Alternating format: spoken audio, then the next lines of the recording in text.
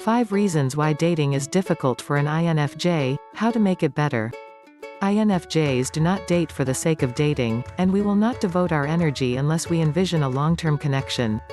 Just as I was about to decide that I liked this person and was ready to take the next step, the entire situation imploded. A coworker asked me about a year ago if I could meet with one of his clients. I consented and was soon introduced to an exceptionally handsome and pleasant 20-something guy. Although sparks flew, I decided it would be strange to seek him out later. I assumed I'd never see him again, yet there he was in June, as I unwillingly scrolled through a dating app. To my surprise, we were a match. We contacted each other daily for a week and a half before meeting for dinner. Although I wasn't entirely convinced of our fit, I was prepared to give him a try, as INFJs tend to do. I had fallen hard by the conclusion of a fantastic second date, coffee and a wander through Barnes & Noble, an introvert's dream. We continued to text every day, exchanging anything from music to memes to poetry. However, at the conclusion of our third date, he expressed, "I wish I weren't so busy and could spend more time with you." I stated that I was content with whatever time I was able to spend with him. We hugged, but he followed up with, "I'll see you around, okay?" And something about that sentence, as well as the way he delivered it, led me to believe he meant, goodbye. And indeed, I was correct.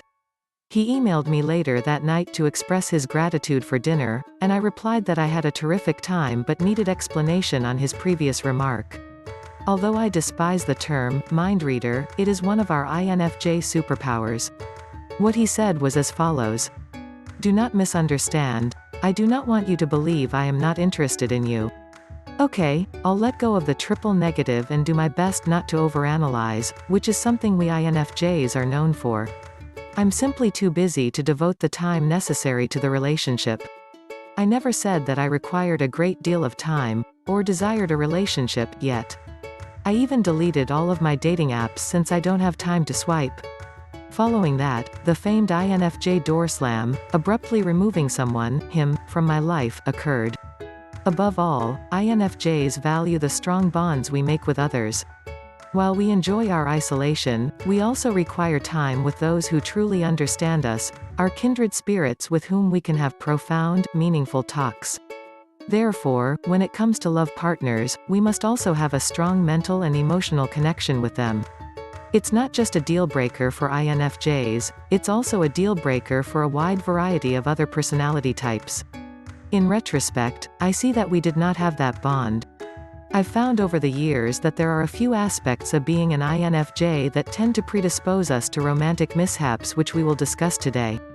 Before that, please remember to like, subscribe and comment because we donate $1 to www.savethechildren.org every month for every new subscriber who joins our community. So by subscribing, you are already helping the children too while enjoying our videos. 5 reasons why INFJs have difficulties with romantic relationships. 1. We do not date for the sake of dating. We will not devote our time and energy if we cannot envision a long-term connection. I can't tell you how many times my mother has advised me to experiment with dating. I'm sure I'm not the only introvert who has heard, "You're not have to marry them." Around 800 times. However, it is the nature of INFJs. If no commitment is made, we are generally uninterested. This is one of the reasons INFJs abandon partnerships.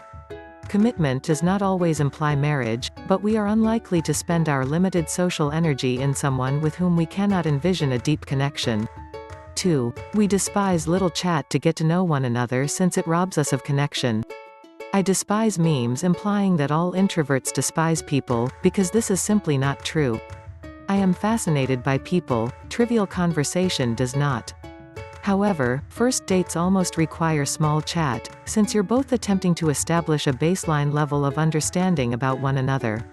This frequently results in an unsatisfactory amount of connection on a first date. That said, first dates may be excellent when they are customized to introverts, such as getting coffee at a bookshop or playing a game, perhaps at the same bookstore, that requires the other person to answer introspective questions. 3. It can take time for us to form an opinion about someone. I frequently have the impression that I am 3 steps behind when it comes to interpreting my sentiments. While the INFJ extroverted feeler feature naturally connects us to how others feel, it frequently disconnects us from our own feelings. Usually, after one interaction, I get a fairly good idea of who a person is and how we'll get along, but when it comes to romantic interests, I'm frequently so overwhelmed that it takes me a long time and a lot of energy to decide how I truly feel about someone. Over time, I've learned that it's acceptable for me to be unaware of my feelings, even if the other person appears to be, and to work through them at my own pace. 4. We take attention of everything, even the most imperceptible cues. When my ex whatever we were stated, "I'll see you around," I'm certain he could have gotten away with letting me down easy, if I hadn't been hyper-aware of body language, intonation, and phrasing. INFJs have a proclivity for absorbing even the most subtle cues, which makes us feel like the human equivalent of a lie detector and a mood ring combined. INFJ relationships would definitely be more manageable for everyone if we attempted to muffle some of those incoming signals, but that is not something I am capable of doing. As a result, when I believe my partner is not being completely candid with me, I confront them. I'd rather have the truth than anything else, even if it's more painful. 5. We are idealists who hold ourselves to a high standard. Numerous personality types, whether introverted or extroverted, have high expectations. However, INFJs are idealists. We believe that everyone has the opportunity to improve themselves and want others to do the same. We generally give considerably more than we receive, and we prefer it that way. However, if we go too long without receiving some type of reciprocation that demonstrates we are equally appreciated, we feel hurt and begin to hate the other person for not making the same effort. Reduce your guard, but not your standards. To all my fellow INFJs, I'd like to both challenge and affirm our approach to relationships. 1. Avoid excessive reliance on the past. Because INFJs are always making connections to previous experiences, we frequently jump ahead of ourselves and imagine a complete relationship before it occurs. I'm learning to give folks an opportunity to demonstrate what they truly have to offer rather than jumping to conclusions based on prior relationships. 2. Allow time for thought before reacting. One of my worst behaviors in relationships is responding without allowing myself enough time to process my emotions. INFJs are typically excellent at seeing all sides of an issue, which makes settling on an immediate answer challenging. Allowing myself time to analyze my feelings, thoughtfully and in isolation, before responding means I'm less likely to injure or confuse others. 3. Be forthright about your expectations. One of the reasons I was so frustrated with my most recent dating misadventure was that my date assumed my relationship expectations were identical to his. He stated that he would want to spend every day with his partner, whereas I require a great deal of alone time and rarely have the energy to visit someone more than twice a week, at least at first. By being upfront about my expectations, I may avoid future misunderstandings and foster a more rewarding partnership. 4. Put an end to your attempts to deduce what went wrong. INFJs strive for progress in all aspects of our lives. We reflect on our previous activities, attempting to determine what we can do better the next time.